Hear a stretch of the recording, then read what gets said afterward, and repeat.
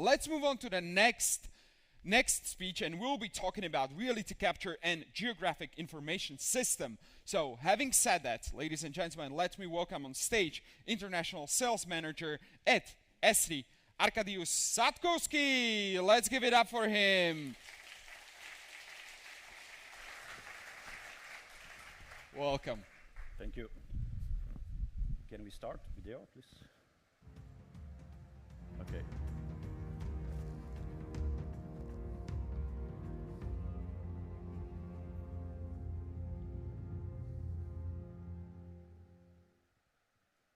Yes. Hello, everybody. Thank you for invitation and opportunity to speak. My name is Arkadiusz. You can call me also Arek, and I work at ESRI. I have a lot to cover today, so in order to find time for questions, I might rush a little bit through some of the slides, but I will stay here for today, so I'm happy to connect and network with you. I will take you for the journey from reality capture through mapping, modeling, from with GIS all the way to the digital twins. But to start, I would like to say the story. Probably centuries ago, a tribe leader gathered his people around him, took a stick, and drew the settlement on the ground. That's probably most likely how the Prague was born. We humans, we are social creatures. We are driven by the purpose of belonging. We want to be informed. We want to know the plan. That's driving our business as well. This is why we are capturing the reality, we are modeling and mapping it. And today, it's all about the sensors. There is more cameras and sensors in this room than people. And those sensors gather information, location, images, transmit and broadcast all around to the servers. And you need to have a good system to manage that. And this takes me to the definitions. So this is a reality capture conference, but we at ESRI, we like to call it reality mapping, and in the next few slides, I will try to explain why. So you can't manage what you can't measure, and you can't measure what you can't see. We are observing the Earth on a daily basis, from satellite level to the ground level, with various sensors. Sorry, Lynn, I forgot about your mobile mapper. At reality capture and drone mapping and aerial survey we at ESRI started from the high altitude. So we started integrating imagery from the satellite and aerial and drone, and we are coming and we will be releasing very soon that support for the terrestrial imagery as well. But what I want to say with this slide is that we see also that there is no clear line between the different sensors. We are observing the world at the different resolutions, of course, at the different capacity. So we try to, and we aim to be totally hardware agnostic and altitude agnostic. For us, reality mapping is a realistic 3D base map for our GIS users. They deserve to see what's in between the points, lines, and polygons, and all the vectors that they are working on a daily basis. We define this as a way of reconstructing and creating a snapshot of the world for their GIS projects. And I'm here to say how and why it's worth to build the bridge between the reality capture and GIS. And this takes me to this value proposition and the value chain. Most of you works from the planning or from the sensor planning and collecting the data. You are developing your services or value proposition for your hardware all the way towards the GIS users. We at ESRI, with our technology, we try to stretch and reach from the GIS towards you. But the reality is that we are not able to address all the market by ourselves. We have a decent customer base, but there is existing entire market for the reality capture today. And this is a third-party reality capture. And what we see is that a lot of our customers end up in the situation that when they want to bring your content or any other content, there is a time-consuming or very complex integration needed. They want to see this as one of the layers of their GIS systems. So for us, the goal is this. We would like to integrate with anyone who's capturing the reality out there. We would like to create a true, seamless, end-to-end workflow for our customers. Because this is the ideal partnership where when we are together, removing all the obstacles between the capturing the data and bringing it to the system where he has all his other information. And of course, we are flexible around this, but we are developing the development tools and the whole tool set to allow that. And I will show this in a moment.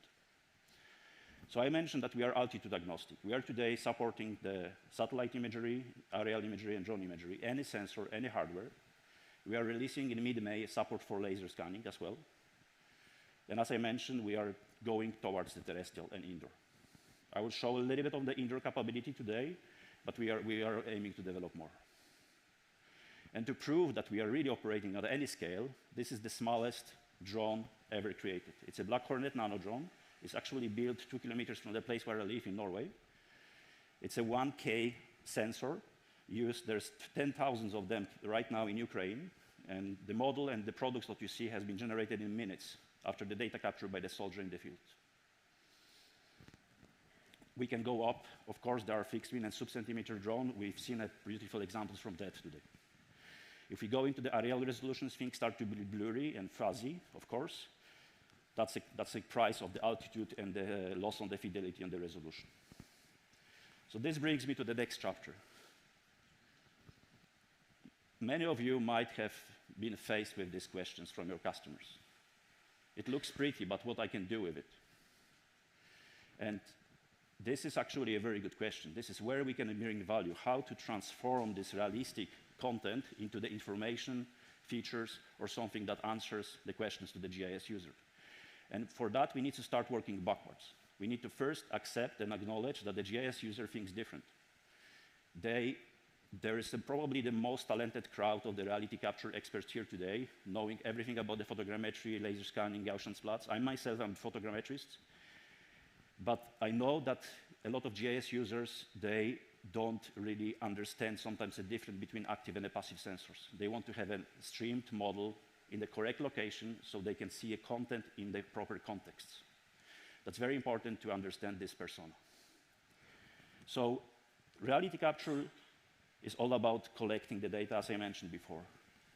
And you are producing these beautiful outputs. But I and with my team, we are on the mission to bring this technology to 10 million ArcGIS pro users and 300,000 organizations. And they think in three systems. They think in the system of record, system of insight, and system of engagement. Where system of record is where they aggregate data, system of insight where they look on the data, what you call viewers, and system of engagement, this is where they collaborate, where they take decisions, where they analyze. And there is another, of course, apart from this, my responsibility also is to look where the market goes. And you have to be blind today to not see what is driving the market. The market is driven by digital twins, GAI, and I will talk a little bit more about it. So digital twin has actually a definition. There is a digital consortium saying that it has to be an integrated, data-driven virtual representation of the real world. But I like to say it has to be holistic, specific. It should have collected real-time data, and it has to serve the purpose to predict and provide you additional information. We at ESRI like to say there is a digital twin journey. There's a journey that you start with describing your reality. This is where you are modeling, where you're creating the model, the visual representation of your asset site. Then you upgrade it to informative level. You connect IoT sensors, you run some GAI on that, you do some analytics, and then, only then, you can take it to the predictive or autonomous or comprehensive level. You are not able to create an autonomous digital twin before you describe it well, before you have a good visual representation of it. So for us, reality capture and mapping is the fundamental part. It's a must. This is where you start. You are creating your snapshot of the real world. We want to connect it to the enterprise GIS system, connect it with the other data, because at the end, it's most important to build the right foundation so many things can grow from it, to enable not one, but many twins.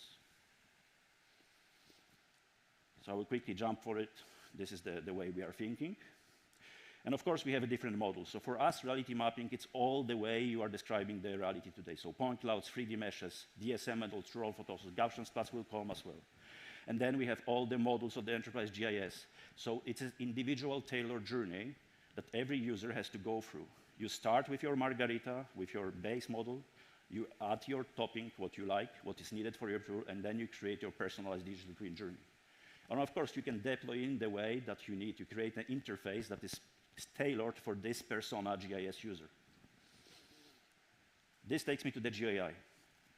So we all experience the boom of the AI, and the AI understands two things very well.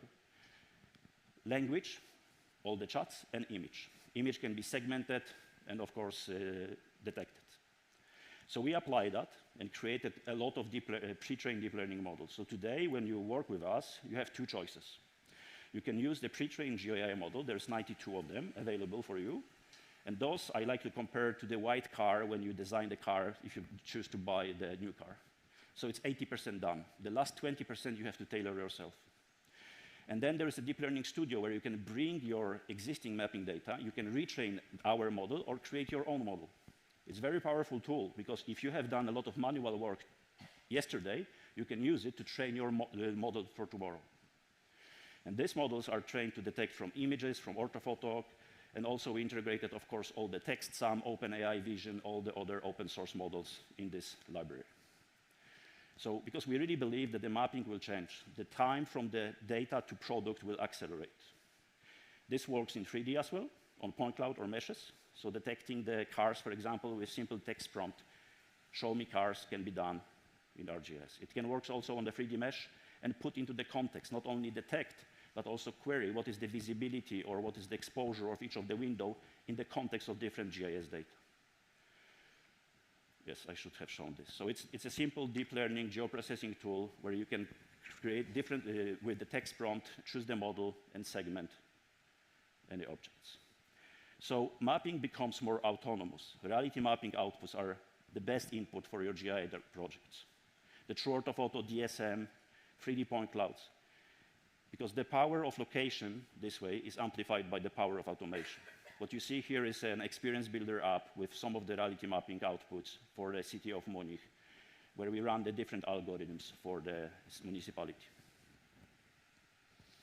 So reality capture and indoors, very quickly, we have an indoors functionality in ArcGIS that creates spaces. It's made mainly for the orientation, of course. You can have a position like Michał showed in the twin zoo. And not last month actually, we tested a couple of different devices and scanned our ESRI, one of the buildings at ESRI. And from point cloud to the floor plan, you can create it with the automatic processing at ArcGIS Pro. You don't have to digitize. Of course, there is some manual refinement needed. I will show it later in the video. But there is a functionality from any hardware, any sensor. You can bring the point cloud and create 2D plans. And of course, you can also bring the 360 imagery as well to the indoors. We will develop more of that with our reality mapping capabilities coming into the indoors as well. So a couple of the examples. So I show you that we actually walk the talk. So I like to say also that the digital twins have different phases. They can be looked on by use case, they can be looked by scale, they can be also looked by the cycle. And probably the project life cycle is the most familiar to you. So I picked up a couple of the examples from the project cycle. So the first one is design and construction twin. We are in the city of Stuttgart, where we have an aerial mesh combined with the complex B model of the new train station.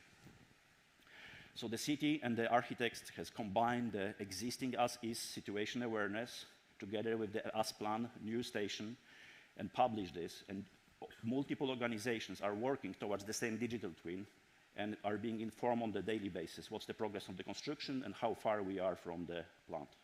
This was taken also to the game engine. So you can put it in the VR or augmented reality, so you are able actually to explore that in that kind of experience as well. Going further with the extended reality, we have an ArcGIS Urban, we call it XR, extended reality, stands for the combination of the augmented reality and the virtual reality, where you can have a tabletop experience, and this, what I mentioned, this collaboration factor. So multiple users can look on the same thing, talk to each other, and see through the glasses, and explore the environment, discuss different urban planning scenarios, and decide about what is the best for the citizens. The urban planning twin for the city of Oslo, this is where they combine a mesh with all the other GIS zonal data. So, and publish it as a transparent web scene for all the citizens. Run simulations for the wind, pollution, noise calculations, and put the new development objects on top of that. just to ensure that all the citizens and decision makers are well informed. Another example is we are back in the city of Munich, where the spatial statistics about the number of accidents has been overlaid on top of the reality mesh, just to show the new context to the content of the statistical information. That gives completely different perspective of the information. We work also with the LiDAR data. So what we see here is the Powerline, 20 points per square meter helicopter data set. And with our tool, you are able to classify this automatically, segment, add the symbology, run the buffer analysis, and publish this as an application. So what we see here is the classification has been done with the automatic tools and the buffer analysis to the vegetation or the other buildings, and then the symbology added just for easier streaming, and I would say the user experience needs to be much easier for the GIS users to look on the three-dimensional project data like this. Instead of the point clouds, it's much easier for them to use the symbology. This is an inspection twin, where the mesh model, it could be also a point cloud in the 3D, is used for the situation awareness, and the oriented image is used for the inspection. Everything is connected to the GIS database, so the user is able to explore, zoom in to the case, and add annotations. Annotations are synced and published immediately to the enterprise GIS system. The same can be done with the full motion video. So the drone can capture, of course, the laser and imagery, but also video. So sometimes the flight with the thermal, infrared camera, and RGB can be combined and overlaid on top of the 3D information. We see the footprint of the camera, trajectory, and we are able to inspect the assets in near real time. Here is an example with the combination of the mesh. You see the 3D mesh on the left-hand side with the near real-time trajectory of the drone. We can pause the video and see on the thermal imagery and overheating solar panels and immediately annotate and report the issue with the installation. We have a connectivity with the game engines. We can synchronize this with Unity and Unreal. This is an example through the JavaScript SDK, where the mesh model and the CT scale, the digital twin, has been published and used for the simulation of the rescue operations by the emergency units. It's possible also to run the flood simulations. As you know, meshes are watertight, and with our tools, you can bring in the vector layer about the quality or the type of the soil. So, of course, if it's a soil or the asphalt, it absorbs water differently. You are able to apply the infiltration parameter on different types of the mesh, basically slice the mesh into different pieces, and then run quite realistic simulations of the water flow. This is a city of Ljubljana, where we simulated what would happen if in the mountains south from Ljubljana would be a rainfall similar to the one in Valencia last year. So they quickly discovered that they would also have a problem. Another example is the Powerline, where we are doing actually combining the laser scanning and the photogrammetry mesh.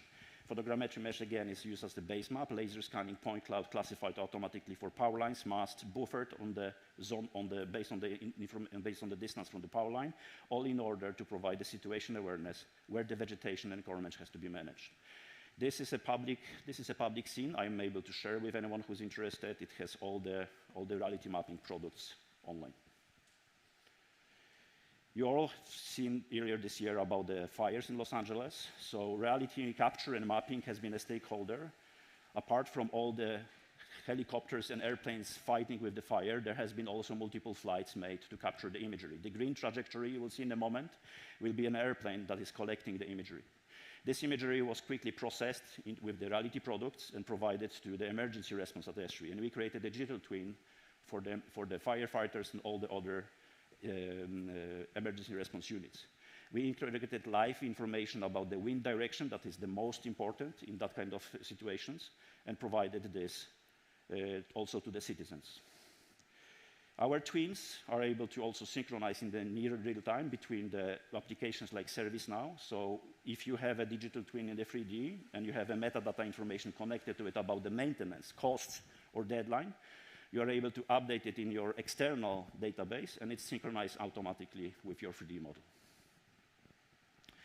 We also have a connectivity, and we're bridging towards the AutoCAD. So there is called ArcGIS GeoBeam, which is basically allowing you to see the 3D GIS information on the one window and bring in the construction cloud information from the AutoCAD on another window. The same synchronization between the two views allows the user to have a single source of truth and update the both system of records, as we call it, at the same time. So I want to go back a little bit to the reality mapping. So I want to demystify the reality mapping with ArcGIS Pro to show how easy it is. I'm right now in ArcGIS Pro. I imported 4 different flights, aerial flight and 3 drone flights. Of course, this is a dam, so quite complicated object to scan. So we had to do some top view flight and also oblique view inspection flight. We quickly produced all the products, which is the digital surface model, true orthophoto, and also 3D mesh model. Everything, I'm still within the one application interface. And then right now I have a 3D mesh model. Together with this flight, there was, of course, oblique imagery collected that was used for reconstruction, for the photogrammetric reconstruction, but also full motion video. You will see it in a moment. So right now we are looking on the 3D mesh and oriented image, utilizing our oriented imagery viewer. Right now in May, we will have a huge upgrade to the oriented imagery. I know it was not the cutting edge comparing to other softwares, but right now there will be a possibility to overlay the information, do the measurements, and also overlay the GIS information on top of the oriented imagery. Okay, we have to, how is time? We have to accelerate. There is an application, I will jump, let's wait for the full motion video so we can show this in a moment. Yeah, and then here is the full motion video as well. You can publish this from the ArcGIS Pro to the Experience Builder app and make it an inspection app as you've seen before. I mentioned indoor. So right now we imported the indoor point cloud into the ArcGIS Pro, and I have a longer video showing like within the 5 minutes, the point cloud was converted into the 2D floor plan. This 2D floor plan was automatically extracted with our geoprocessing algorithms. Of course, it's not perfect. You need to go and refine it. There is also some artifacts that you need to edit, but we have these editing capabilities that are semi-automated, and the user is able to snap and correct all the topology. These 3D indoors can be brought into the 3D reality and combined with the meshes. So what I'm trying to say, we are really working inside out with our reality capture and reality mapping approach. Here we are, I have a short, long video of the city of Prague. This is also public scene I'm able to share with everybody. We have an all point cloud mesh, also 360 imagery, GIS data, everything combined into the one application available online to explore. So this all brings us to the point where we need to understand what is actually the value of the connected data environment. So I'll ask you to think about the future, where you want to, what is the important, and the data ontology will be extremely important, especially in the AI era, because you need to have organize your 3D data in the way that they can be interconnected between the systems. You need to make the data accessible for your users, but also for AI agents. And then you need to also be able to visualize all the data together to create all context, to bring this meaning of the belonging for the people as they started the foundation of the Prague centuries ago. What I just showed you was just 7% of the applications and capabilities of ArcGIS Pro. So of course, I'm focusing on my part of area of responsibility, but ArcGIS platform is far more than that. We have 150 apps available. If you are interested with what I showed you, take a picture now and go and Google and explore these applications, because everything what I showed today was used with this handful number of applications. So our geospatial and location intelligence platforms enable seamless and end-to-end workflows, from reality mapping through content, data management, all the way to the visualizations. Because we really believe that at the very end, the user deserves to migrate from the project thinking to platform thinking, from the product to the living spatial dataset, from pixel and points all the way to the insights, with as little obstacles as possible on the way. I have 6 minutes. There is probably some questions, but there is probably a lot of people who are interested, what about Gaussian splats? So yes, of course, ESRI has looked into the Gaussian splats, and Gaussian splats are coming to our reality mapping capabilities. They will be included in this fundamental part. They will be just one of the exports from all our reality mapping applications, together with all the other point clouds, meshes, and true orthophotos. And I was allowed to show you a couple of the tech preview results. So on the left-hand side, you see our photogrammetry reconstruction. This is a drone imagery, I believe 2 centimeters. On the right-hand side, you see the Gaussian splats reality engine bias. Of course, it comes with the price. You get a much better thin structures, but you get some smearing effect in the areas where there was a less overlap. What I'm most impressed is the reflective surfaces, how it well handles the, if you ever work with the photogrammetry, you know that the reflective surfaces are probably the most difficult to reconstruct. And what we see also, and we are very happy to look into towards the infrastructure projects. So Gaussian splats will fill in a sweet spot gap between the photogrammetry laser scanning and maybe actually satisfy some of the laser scanning projects with enough, of course, if you have enough light to capture the imagery. So this is an example, another example of 2 centimeters of the scan. So that takes me to Q&A and takeaways. I managed to save 5 minutes. There is a couple of these story maps and scene viewers for you, so you can take a look closer on our technology. What I would like to summarize with is that for us, building the digital twins, it starts with reality capture. We like to call it reality mapping because we want to do more than just capture the reality. We want to extract features, build, map, model on it. We want to take it and connect it to the system of records of our customers, of our 10 million GIS, ArcGIS Pro users. They are sitting on a lot of data, and this is a huge market that we really want to open for this community. Thank you.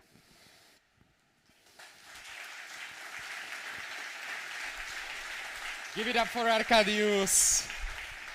Arkadiusz, well done, well done. We've got over 20 questions. Come join me more at the center. So let's just bring up the questions over here on screen so we can easier follow along. Perfect. So Martin Bellas is asking, which engine/program do you use and why? Okay. So ESRI 4 years ago purchased a company called N-Frames. Today it's called ESRI R&D Center Stuttgart. So this is their engine for all the reconstruction. It's around 35, 40 people right now in Stuttgart working on our reality engine that produce all the reality outputs. Also Gaussian Splatting is developed there. Cool. Let's move on to the next one. Can you share a real-world example where integrating reality capture into BIM significantly improved project outcomes? Yeah, we need to agree on what are the outcomes. Of course, so real-world example. The Stuttgart, maybe Stuttgart is not a good example, but Frankfurt Airport, for example. There has been Frankfurt Airport is one of our indoors and reality capture customer. They utilized our technology to completely reorganize the airport. If you ever connected through the Frankfurt, I think it's quite good right now with respect of the connections and between the terminals.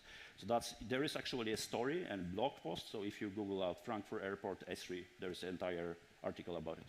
Mm-hmm. Got it. Busy cities, dynamic environments. The next question just tackles that. How do you ensure the accuracy and consistency of captured data in these dynamic environments, such as consistent captured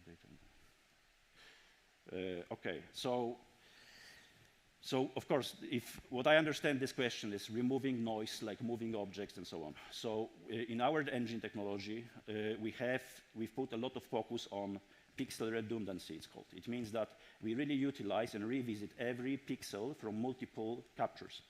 Because when you capture the same area with 5 or 6 images, you will get you will get an occluded view by 3 different buildings or a car. So our pixel redundancy algorithm, this is actually something that we are really good at. And if someone who asked this question, I can refer to the documentation. We are able to remove all the moving objects like cars on the street. We are also able to remove and optimize the shadow. When you fly with the drone of the aerial, you capture the same street or narrow streets from different angles, sometimes at a different time.